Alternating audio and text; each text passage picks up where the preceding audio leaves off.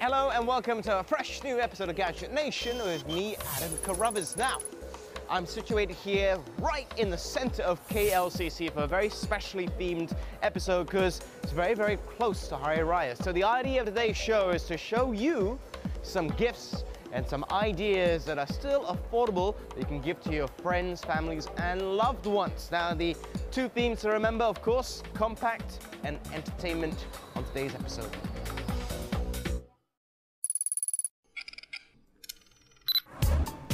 Launched on November 26, 2011, Curiosity Mars rover successfully touched down on August 6, 2012, beginning its mission to send back the newest and most complete information scientists have ever gathered about Mars climate and geology, and laying the groundwork for a future manned mission to the red planet.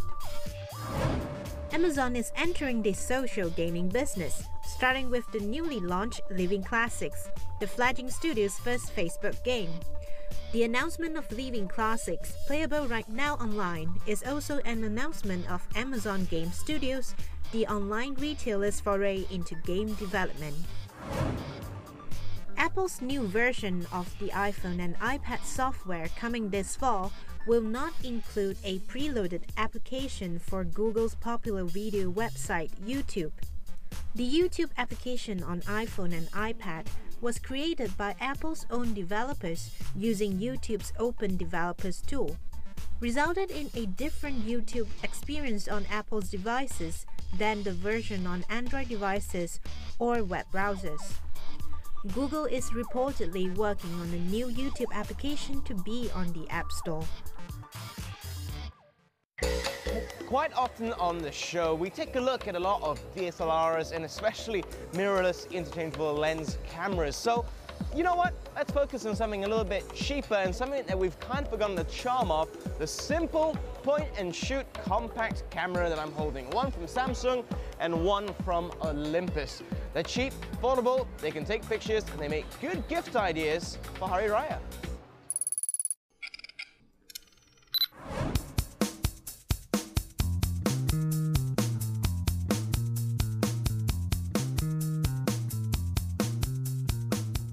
Okay, so carrying on with the theme of buying stuff for Raya, well, I got something here which is cheap, it's inexpensive, but it's certainly a little bit of technology which is a lot of fun to play with. Talk about a simple point-and-shoot camera, compact camera, as you can see right here. Now, on my left-hand side, your right, Olympus VH510. On the other side, it's from Samsung. This is a DV300F. So both of them have got some pretty cool pros of it, couple of cons perhaps, but they're both less than 1,000 ringgit and they're both going to be a lot of fun to play with. What am I talking about exactly? Well, let's get straight into it.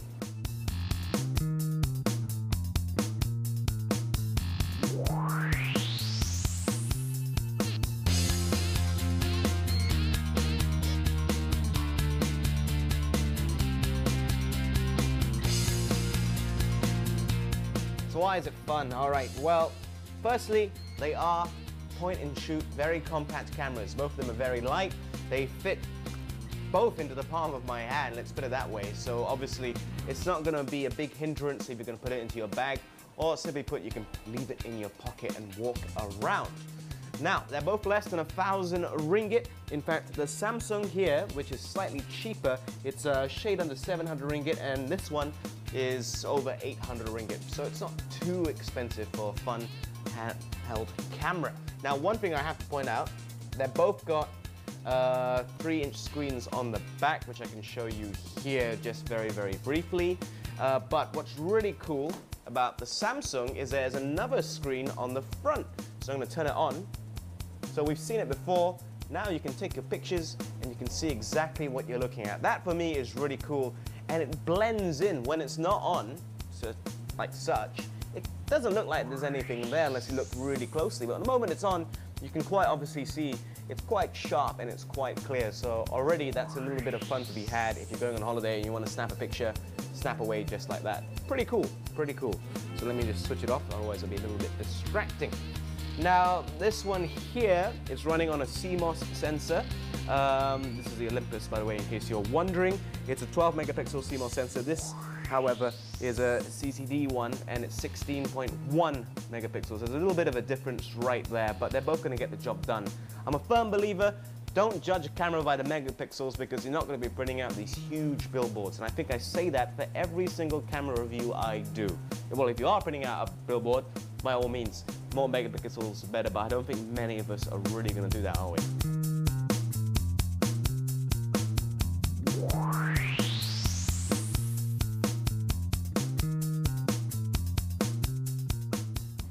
So, what else makes this a fun-filled sharing camera? Well, for one thing, the Samsung has got Wi-Fi connectivity, so you can upload it directly onto PhotoBucket or Facebook, your pictures, whatever they may be. Now, the Olympus, that may not actually have Wi-Fi capability, but it's got the iFi for wireless storage and so forth. So, obviously, to some degree, you can go online pretty fast. So that's why I think it's a great social camera. On top of that, the features that it comes with, having the ability to make GIFs with the with the Samsung, and other sort of cool filters, and being able to play around, all sorts of things which you can incorporate to make your pictures just a little bit fun. Not a professional thing to do, but if you're going to put it onto your Facebook or onto your blogs, it's certainly a lot of fun to be had. Beauty maker and so forth, all sorts of fun-filled features. So all in all, given the price, both of them less than 1,000 ringgit, the Samsung more so than the Olympus, I think they're great cameras to be given out to a loved one or family or friend who's really close, I have to say, if you're going to spend that much, but still. All in all, pretty nifty and a pretty good gift idea.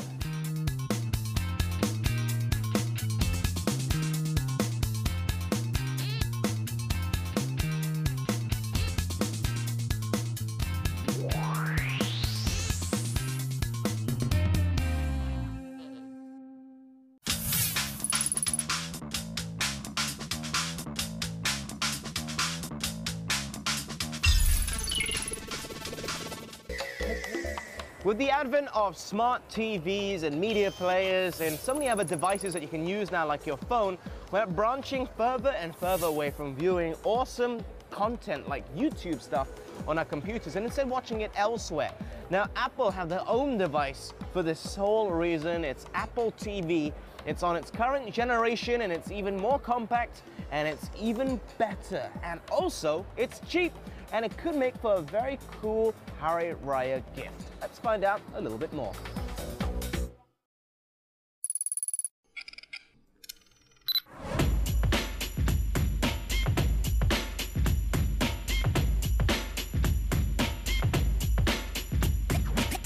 Hari Raya is upon us, of course. So we have something here to show which, well, you can get the entire family together and just relax and have a good time at home, supposing it's 8, 9 o'clock at night, and you want to watch a movie.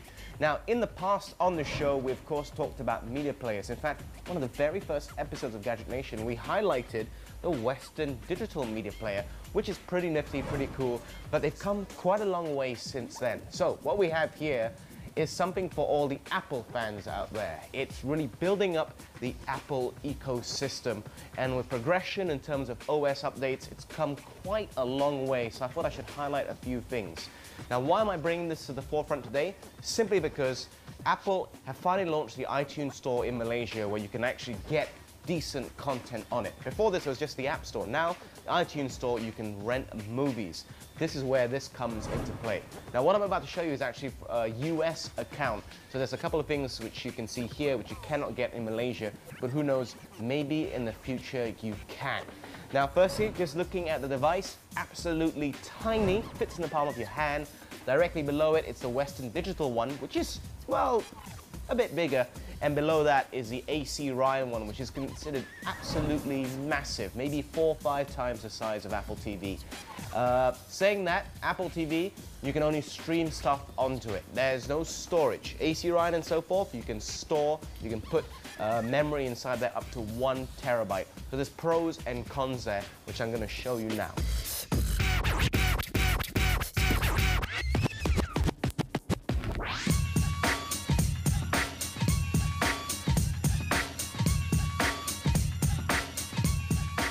Okay, so firstly, the interface. Now in Malaysia, you'll only see the movies icon. There won't be TV shows there, which is a bit of a bummer, but it's okay. We'll make do with what we have.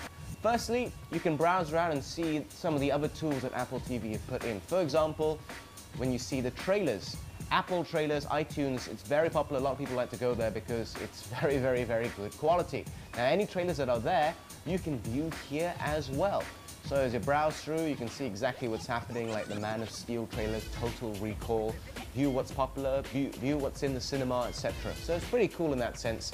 Allows you to see it, and the quality of watching the trailer is also outstanding. It really is top-notch quality. And then we can view everything else. Podcasts, I'm a big fan of those, so you can take a listen to your favorite podcasts. View all your favorite videos on YouTube, for example. Now this is quite cool. Photo stream, anything you've backed up onto Photo Stream, obviously that's part of the iOS updates for your Apple devices. It can come up here as well, so you can show your family and your friends all the pictures that you've taken on. Connect up to your Flickr as well, or Wall Street Journal if you're so inclined to the business side of things. Now in terms of movies, it's pretty nifty. This though comes down to your internet connection. I have quite a fast internet connection here. It is very fast, so I have no problem streaming stuff. However, if your internet is a bit sluggish, you may struggle with content available from Apple here, which is a bit of a bummer. But as you can browse through the movies, you can rent it. If you have a US account, you can actually buy it and then stream it whenever you want, which is also very, very nifty.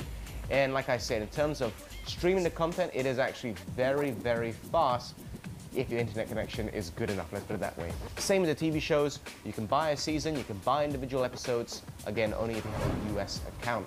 Things get really interesting when you can hook it up to your computer though. Your iTunes has to be on, turn on home sharing, and then you can start streaming whatever music you have, which I'm a big fan of. I can sit in my bed and I can relax, put on my favorite music and stream it directly from my computer to the Apple TV and thus far onto my screen. Now it is running on HDMI as well in case you're wondering, so you get really good content, really, really good quality as well. There's an optical out so you can get full-on audio if you have such a system at home. If you're using anything below an HDMI though, you cannot connect it to your TV. It should be added.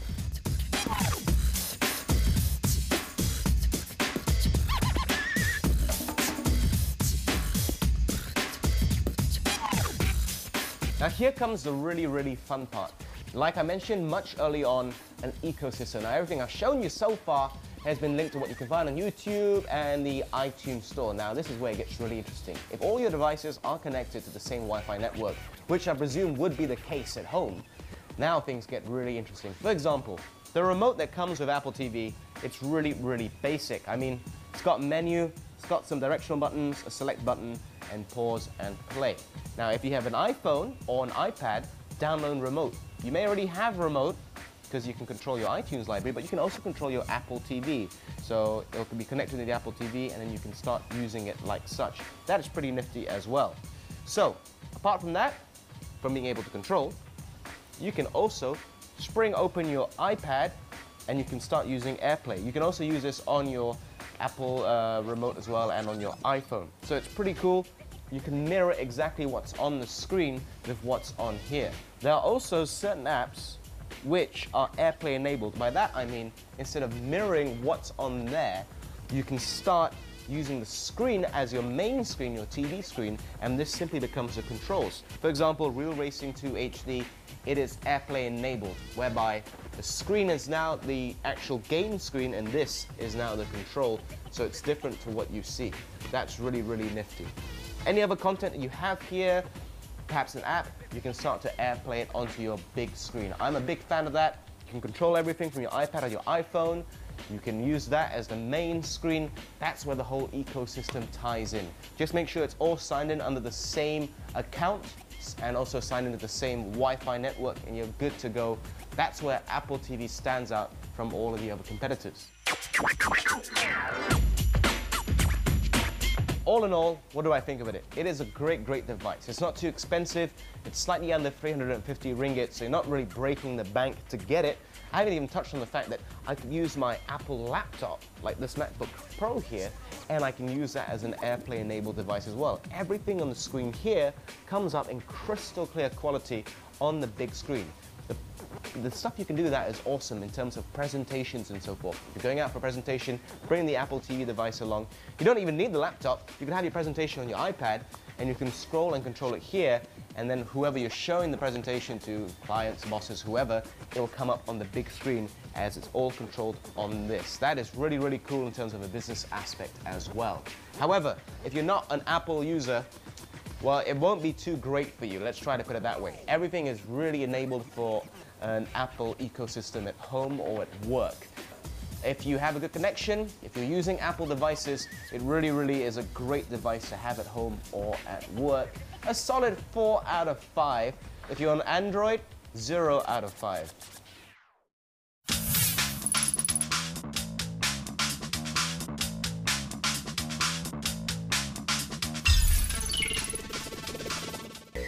I'm really, really proud to be a Malaysian right now. Why? I keep reading about how local companies are doing brilliant on the big stage. For example, doing graphics for big-time Hollywood movies like Snow White's latest Hollywood venture. But something a little bit more personal would be playing a game on your iPhone. Now, there's a game called Split, which was developed by a Malaysian-based team called Touchy. So we spoke to their developers about it. Hey, Avery Score here, and welcome to another action-packed and exciting episode of The Gamer Station, where today we're talking to the brains behind Touchy Interactive, the mind behind Split, which is a popular new game on the iPad. Can you tell us a little bit about Split? Yeah, it's a sort of new category of shooter. It's kind of like a puzzle shooter. Roots in older games like Cannon Fodder and Syndicate. And also a little bit of like a slightly newer game, Full Spectrum Warrior. Game is about you have a couple of characters, and what you do is you are trying to exploit cover and also take the initiative in each sort of little firefight. But it's not so much an action game as it is a puzzle game. So you go through each level, and the levels are formatted as a puzzle game. It does seem like a puzzle, but there's a great deal of immediacy to it. Can you tell us about how the cover mechanic works, specifically? All right. Cover is proximity-based, so you walk up to cover, and as long as you're, so close within it, when the bad guy starts shooting at you, your character will automatically take cover. The other thing is that your guys automatically shoot back as well. So once you start the altercation, it ends up in a stalemate for a while. That is true, I did notice that. And one thing that's worthy of note is you don't have just one dude, but you've got two dudes at your disposal. So how can those work in tandem to accomplish your goal? That's right. So the core of the game is essentially what you want to do is you want to start the firefight with one guy, move him in, and maneuver the other guy around to the back so you can defeat that opponent by I shooting noticed the bat. that, but I didn't come up with that strategy on my own. It was right there in the tutorial, kind of built in. Yep. And that works pretty well. So have you found that people get pretty addicted to this style of gameplay? Well, what we found was that once they got through the tutorial, once they understood what the game was, that they tend not to want to put it down. So as long as we got them through the tutorial, that was fine. That's the learning curve. Once they're over that, then that was the learning curve. The challenge at the beginning was actually getting a tutorial design that worked. So one thing that's cool that you're doing is there's kind of this pathfinding mechanic where you drag your finger over and a little X marks the spot treasure map kind of shows up, which shows where the dude's going to go. That works really. Where does that come from? Oh, that comes from a game called Air Control by Firaxis, and what their design is very, very elegant, where you have to direct planes to a landing strip and keep them from crashing into each other. So we really thought that was like a nice mechanic that really exploited what the platform was good at. The idea that you're drawing paths with your finger rather than using thumbsticks or having to tilt the platform in some way. So we thought that was very, very elegant, and we wanted to do something that was equally as elegant, but with something more of a core tactical kind of spin on it. Well, I think you succeeded at that, Ben. And one thing that Ben and I were rapping about a little bit ago was sort of the plethora of development studios that are trying to put like joysticks on the thing. You have to go on ThinkGeek and order some joysticks to slap on your screen, and it just ceases to be a mobile platform at that point. How did you avoid that quagmire? Is that like a conscious no? From the start, well, we took a long, hard look at the platform. This is our first mobile device platform, our first multi-touch experience. So we really didn't want to do something that was janky, you know, and just not fun to play. Just not fun to play because the interface was lacking. So we went and did our homework, looked at what worked, looked at what didn't, and chose the best examples of that. Joysticks or like even an on-screen D-pad would have been hella janky. It would have been like, Yeah, it's just not what the platform's good at. You did a good job of coming up with an original gameplay mechanic that's executed quite well and that's easy to pick up. All right. So congratulations. Cheers, thanks very much. So I'm going to grab this game when I get home. And now, just as in Split, you have two guys to work with. They're two great minds we're going to speak to today who are behind the experience called Split. The other is Jason Lau, and he's going to be joining us shortly in the hot seat. Stacking forward, we're talking to the lead programmer and indeed only programmer behind Split. So he's done it all. He's been in the trenches. He's been crafting this product with love and attention. Now, what went into Split and sort of what was your development process like? We started off as with a prototype. We built a simple combat prototype for the cover and the diversions. After we have that squared away, we start working on the editor, and we start producing a whole lot of levels. That's right, you've done a second whole project to make this level editor. Yeah, it is. That's crazy, man. We had a vision for the game, as in we plan to have level packs, we had planned to have expansions on it. So that's why we started we started with the editor with a very narrow set of features, and then expanded on it from there on. Yeah. Modular expansion shows vision. It's great. All right, good job with that. So, what were some of the more challenging features to implement in this game, in terms of the gameplay mechanics? Well, one of the most challenging features is the targeting movement. Sure. The one with the trails and the big crosshair at the end. I believe it. And that proved to be quite a challenge because pathfinding is quite limited on the iOS platform.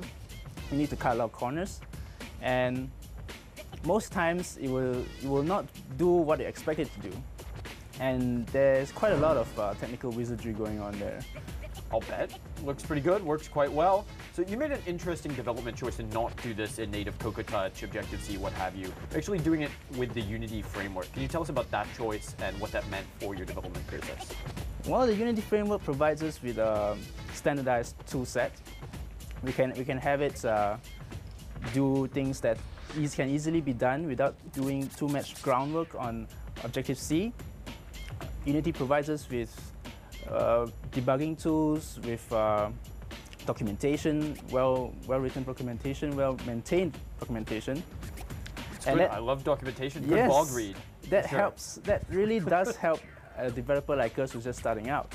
You get quite a lot of value out of it compared to Objective-C. Okay, that's cool. And so that's going to allow you to hit multiple platforms as well, potentially yes, with a good deal of code reuse. So are you looking at porting this over to Android soon? We are looking into it. Yeah. There are some issues we need to figure out, but it's definitely in the plans. Okay, so that's cool.